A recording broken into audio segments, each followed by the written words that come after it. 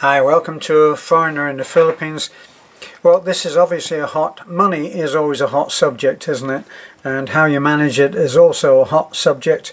I think it was, wasn't it Charles Dickens that said if you, what was it, something like, I don't know, £20 income, £19 and sixpence spending, and you have a happy life. If you go £20 and sixpence over, well, then you have an unhappy life because you start going into debt, and debt is accumulative.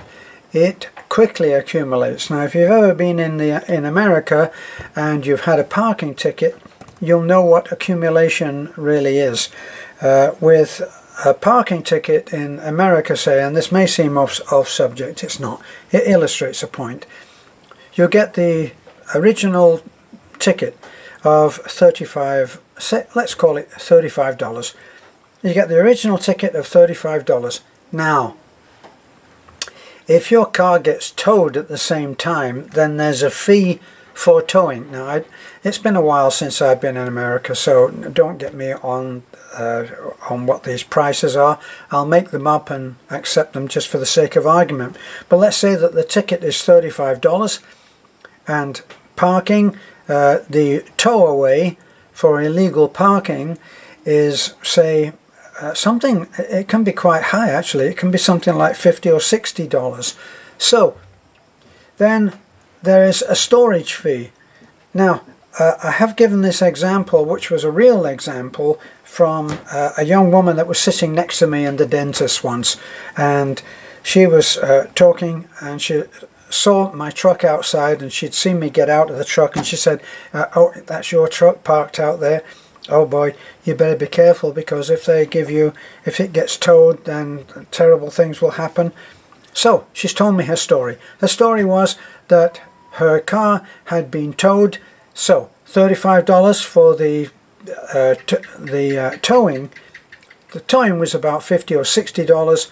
The parking ticket itself was $35, I think. Let's accept that that's so. And the car was towed away on something like a Wednesday or a Thursday, and payday is not until Friday, so she couldn't afford to go and get the thing. So Wednesday, Thursday, Friday, she had a daily fee, and it's not cheap. So that is accumulating. She goes there on Saturday and she tries to redeem her car, and she has enough money to be able to do that. Lo and behold, it's closed. So, whatever reason it was closed for, a national holiday or 4th of July, whatever the reason, she couldn't get the car back. So, now it's Monday before she can go and get the car. Well, cut a long story short, which is already long, I know, she couldn't afford to get the car back. So she couldn't afford to get it when it was available, and so relentlessly the money keeps stacking up. Same with credit cards. If you go over your limit and you don't get a payment in, and boy, everything just escalates rapidly. So how does this relate to being in the Philippines? Well, the idea is that you should bring enough money with you to make out in the Philippines, okay? Maybe that make out is an unfortunate choice of words. You should be able to get by. Now, the surest way to be able to get by is if you have a pension, and that's what most people come out here on. So the question always ends up, how much pension do you need to be able to come out here? Well, let's deal with what you need in order to be able to make the trip. Well, obviously you must be able to settle your debts there. If you're going to be ethical and honest about it, you settle your debts wherever you are, and then you sell up what you have. Now, there's all other different ramifications to this. Are you going to bring your stuff out with you? Are you going to buy stuff when you get here? What standard of living? Whether all of the stuff that you have is going to incur taxation fees. Now, when you come out here and you've done everything absolutely properly, if you've gone for, there's a retirement visa that you can go for here. At one time, I always tell you, always go to the source for your absolute definite, I'm going to depend on this for my life information. So you go to the source and find out exactly. Don't know the name of the visa, but it's a retirement visa plan, call it what you may. And at one time it used to be that you would deposit into a bond $10,000. That's an appreciable chunk of change in my mind. So that's one of your choices. Now you do that and you come out here, and let's say that you've got a nice house and you're going to move in style and bring your stuff with you. Well, if you're a workman, if you like to work with your hands, certainly you would want to bring your tools with you. Now, a friend of mine, Brian, who now has his own channel with his lady, Marisol, and they have a piggery business. Brian got in touch with me very early on, before his plans were ready to be enacted upon, and in chatting, he talked about bringing all of his tools out. Wouldn't it be too expensive? Wouldn't it be this? Wouldn't it be that? And so we hit upon the plan that he should send his Balikbayan boxes to us. We got plenty of space, the way that it turns out. So he packed everything. Rather than give away anything or sell it for cents on the dollar, he packed it all into Balikbayan boxes, and I've forgotten how many boxes he sent. It might have been 7 or 8, it could have been 15. I've forgotten, it's a while ago. But he sent all of his boxes out to me. Why would he do that? Well, because he didn't have an address to send them to, and he didn't want it to go into storage in God knows where. So he sent the boxes to me. So there's something that you might consider. Not sending your boxes to me, thanks. We've got enough boxes right now. But if you have a friend, then you should be thinking about sending your boxes, whatever they are, in Balikbayan boxes, right? So you would send them Balikbayan, which goes not by the weight, it goes by the size of the box. Brian was incredibly inventive and managed to get things like lawnmowers and engines into his. I think he even sent a cement mixer. Believe me, that was quite a challenge. I think he broke that down, and he packed it up into different bits, assembled it when he got here. So you can see that it's possible to bring all of your stuff with you. Now, as far as household goods go, then the same would apply. Whatever you can get into a Balikbayan box, it's probably worth sending it out here. With electrical stuff, of course, you're going to have transformers, and that's something that you can certainly research before you come. But you're going to have to buy stuff when you get here. The quality of stuff when you buy here, the quality of stuff is not always as good as in, say, America or the UK. And I think that the reason for this is that it's made for the Philippines, and it's made so that it can be sold cheaper for the most part, and because of that, then the quality of the raw materials is not as high as it would be in, say, America, where it better be good, and it better be as good as they guarantee, otherwise there'll be hell to play, because somebody will be going in there and bitching about the fact that it didn't last long enough. So that's something else to consider as well. Of course, you won't be able to bring out washing machines and stuff like that, but you can get those here and take your chances on the quality. They even have a phrase here where when you buy something, they call it either Chinese made or original. And that will be the thing. If you buy, supposing you buy a Samsung telephone, well, is it an original Samsung or is it a knockoff? And that's a problem that you face. So, as far as your stuff goes, you have to make a decision. You have to inform yourself on whether you're going to send it out here, whether it's worth it or not. And if you send something in a container, I believe, although I have no experience of this, so again, go back to the source, I believe that you have to, or may certainly be charged customs on it, a customs duty. So beware of that, because sometimes the custom duty can be more than it's really worth to send what amounts in the end to a used piece of equipment. So then you've got what happens with your pension. All of that I dealt with in another video, but let's look at what you might be required on a living expenses to need.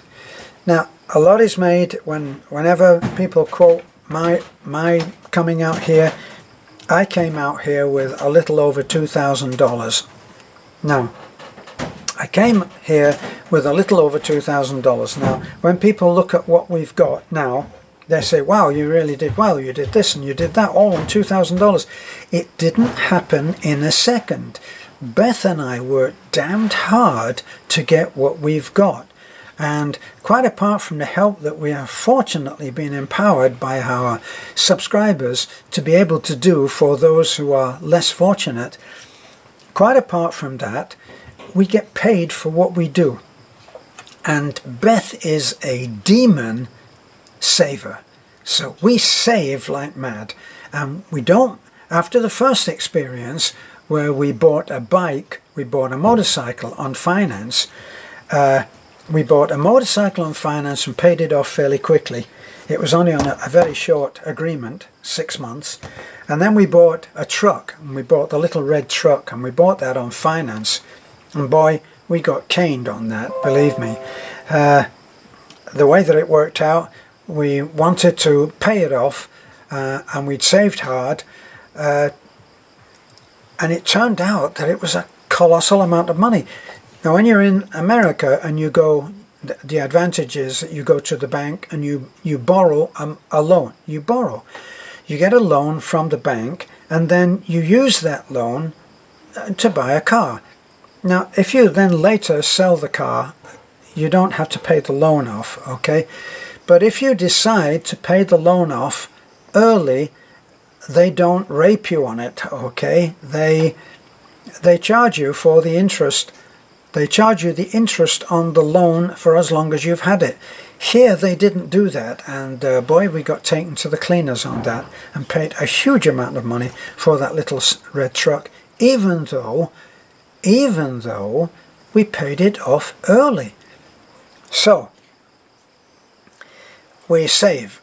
Now, we were able to create a future for ourselves, and we landed on our feet. When we first came out, I used the money that I had. I didn't actually spend it all straight away. In fact, I bought an old Volkswagen, and I had the Volkswagen week after week. I had it worked on, and I had it completely restored. So I still have that old Volkswagen, even though it's the worse for wear now, because it's been behind the workshop of the mechanic, and I think that they've been keeping chickens in it. We'll soon see, because we're going to go back and take a heartbreaking look at it. So, what do you need? It really is almost like asking, what is a piece of string? Now, let's assume that you're used to living in a pretty nice house in some condo or say a deed restricted community in America, where you're not allowed to trash the place, you're not allowed to have too many cars, you've got to keep your garage door closed, all stuff like that, which is quite unreal even in somewhere like the UK or Australia, I think. But it's like that in some parts of America. You've got to have, the grass has got to all be a even colour, and it can't be allowed to be more than a few inches high. Plus, you're not allowed to do your own gardening anyway in one of the communities that I saw. So, But let's say that you're used to living like that. You're used to living in an orderly way. You're used to living in an infrastructure that has great rewards. Where even where I lived, it had a library that was beyond wonderful. I mean, as soon as you walked into this library, there would be any number of retirees who were there volunteering just to help you to do whatever it was that you had to do. If you went to book your card out and used your library card, they would be there to help you put it into the machine if you needed it. Do you need any help, sir? Well, yes, thank you. And they would do that for you, and very happily, and feel fulfilled because they'd done it. It had an enormous number of computers, had an incredible video and DVD and CD section. Oh, just absolutely wonderful. I don't think that Taliban has a library at all, unless it's in the municipal hall, and it will be a dusty little office somewhere, I think, with not very much at all. And probably it may be all reference books for all I know. So you got to work out what kind of lifestyle you're going to come here to. Now, all of this actually might knit together very, very well. If you like a quiet life, and I know that in America, a lot of people went from the rush of the city and found a small town outside of the city where they could buy fairly reasonably cheap and live quietly, even though they had a big commute because of that. But they liked that. Now, if that was you, then probably the way that we live might suit you. Now, as soon as you accept that that's going to be the life that you have, then you move out to the province. That's what they call it, the province. Any province is the province, okay? Now, we have very little traffic. We have, except Taliban is actually growing now, unfortunately, so there are times when it can get very busy. But you can choose your times, and it's a breeze. So you can go and do that. You can rent a place relatively cheaply. Just recently, we showed lovely May, who is part of our family, Pastor Timio's daughter, and she's renting a place now, which is a townhouse. It's on 2 floors. It has parking out the front and a gate, so it's all secure. It looks brand new, either that or it's just been completely redecorated, and it's unfurnished, but it has 2 bedrooms, plus it has what could pass as an office or an extra bedroom out the back on the ground floor. Now, she only pays $7,500, and I'm going to let you do the math on whatever that translates to in your currency, but it's not a lot of money, and it's in a fairly pleasant place. It's not well, even there, that's almost in the centre of town, and it's still not a crowded, noisy place at all. So that may very well suit you, and if that's the case, then you will be looking at certain expenses. Now, you can find out what these expenses are fairly easily online, and you can find out the kind of what it's going to cost. I mean, for instance, what is it going to cost to buy a car? Well, I noticed that a Toyota, a small Toyota, brand new, was something like 650, let's call it under 700,000 pesos. Now work it out what that would be. Now the insurance and the tax is not a huge amount here. I think that we paid about on our bus even, I think that we paid under 1,000 for the year. Okay, but that's only in case you bump into somebody else and you want to pay for his damage. If you want what we would call fully comp, then you're going to be looking at more money. But you can get insured for anything, and it's available. Now the infrastructure is less, well, but you can get used to that. You can get used to it. Taliban actually closes down about 7 or 7:30 at night, believe it or not. The last one out puts the lights out. It's almost a case of that. But then a different kind of life comes in. That's when all of the normal, usual, registered businesses are in play.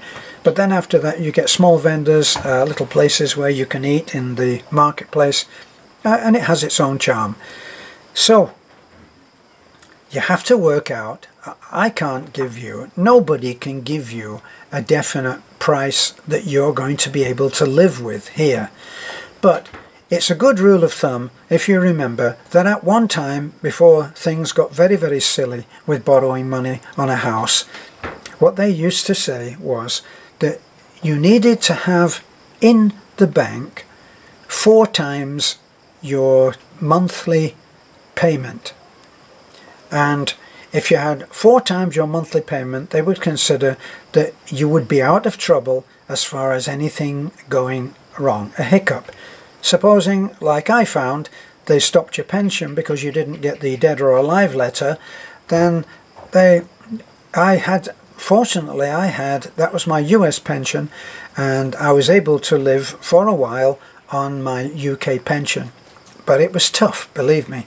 So what you have to do is to work out that the money that you would need plus would be say 4 times, or if you're a very cautious person, 6 times the amount that you need to live every month. So let's say that you've worked out you're going to pay 10,000 for your monthly on your apartment. You're going to live in the province, going to pay out 10,000 a month, plus you're going to pay out, say, 10,000, and I'm only guessing now, depending on how you eat, how grand you like to eat, whether you like to eat out and all of that, you might spend, say, another 10,000 a month, and then emergencies, you might want 30,000 for your emergencies. So we're looking at that you would be, let's hazard the whole thing and say under 100,000 a month. Under 100,000 a month, you would want to come out here with 400 to 600,000 pesos. That would be an ideal scene. Now, I know that there are special insurances for expats. I see them advertised on Facebook. I haven't got them myself, but if you come out here with an existing condition and you can get your insurance all tied up before then, you will be looking at having to pay 6 months. If there were some emergency, you would want the payment for your medical to be six times your monthly. So you can see how you would be able to work out what you could exist on. Now, Beth did a video which has almost gone viral, saying that you could live on 500. Now, we know someone who lived on 500. He had a small apartment which was only 3,000 a month, and he lived modestly. I think he had a motorcycle and he was able to get around. Now, depending on what your requirement is, you might not like that. He had a lovely lady, and his life was pretty good. Now, he didn't have very much left over, if anything, and heaven knows if he'd suddenly broken his leg or something, he might have been in trouble. But he did do it. Now, let's say that 3 times that would give you a reasonably comfortable life. Now, it's my own guess, because I live modestly, and Beth does not demand to have a high living, right? Because of what we do, we are able to live safely, securely, and well. And I would make a guess and say that anybody who can depend on 1,500 to 2,000 a month would be able to live like a prince. That's so. If it is that you think that you can live that way, and I always suggest to people that they come out here and have a look. So we've got plenty of bugs flying around tonight. Come out here and have a look. Come out here and go and shop for some vegetables. Go and shop for some groceries. Go and shop for a pair of shoes. Go and look at how much a car will cost you. Go and talk to the bank. Say, what if I have a loan for? In fact, the last time I went into the bank, they were talking about under $7,000 to get a brand new car, and the payment was around $11,000 a month. Now, we paid $11,000 just to buy a motorcycle, but of course it didn't say on the little leaflet that was on the desk in front of me how many years that was. It might have been a 150-year loan for all I know. So these are things that you should satisfy yourself. Go around and spend a couple of weeks, and never mind about the beaches, and never mind about pina colada and 5-star hotels. Come down and actually live where you would live. Have a look what it would be like. See if you can meet any other foreigners. See if they would provide you with the kind of intellectual, spiritual, religious, any kind of support at all. Could you spend time in their company? Would they talk too much like me? Who knows? You might have requirements where you want someone who goes out and has a quiet drink with you. You might want someone who goes out and play golf with you. These are all things which are available here depending on where you live. Somebody that I met some time ago, a year ago, he came out. He had a very, very nice house. He obviously had quite a bit of cash, and he played golf every day. And his house, actually, the back of the road that he lived on, it opened out into the golf course. So there we are. That might be your idea of heaven. It's not mine, but you're not me. So work it out. How safe do you feel? I had a friend in my friend Elcio in California when I was there.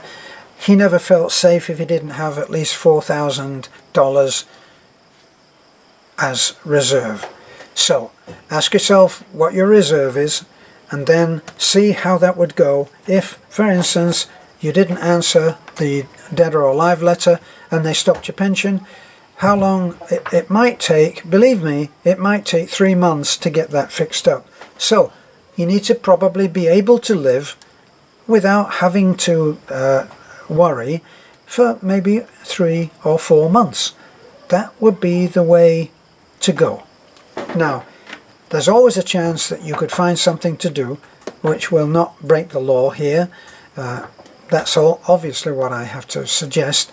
And there are many ways that you can enter business. If you're obviously we will be talking about you being with your wife, and you can enter a business, and she of course would be the main business person on the books, if you like, and you would work that business exactly the same way as other expats are doing right now.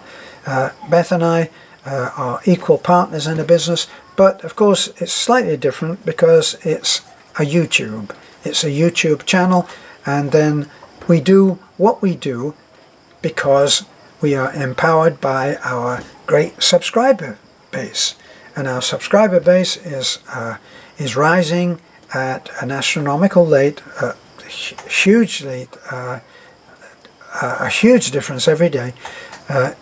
Nearly 1,000, sometimes 1,500 new subscribers in a day are adding to our base, and so we are doing very well with or without my pension, and we work very hard for what we have, but we're very happy and we're able to do what we love, and that is bringing help to our community.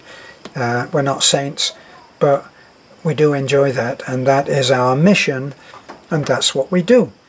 So I hope that I've given you at least an insight as to the formula that you might be asked to use in order to work out what your figure would be.